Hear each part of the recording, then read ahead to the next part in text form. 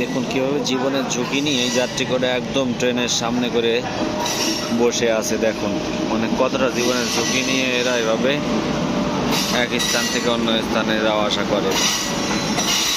একদম দেখেন কে কোথায় বসে আছে, কিভাবে আছে, একটু দেখুন।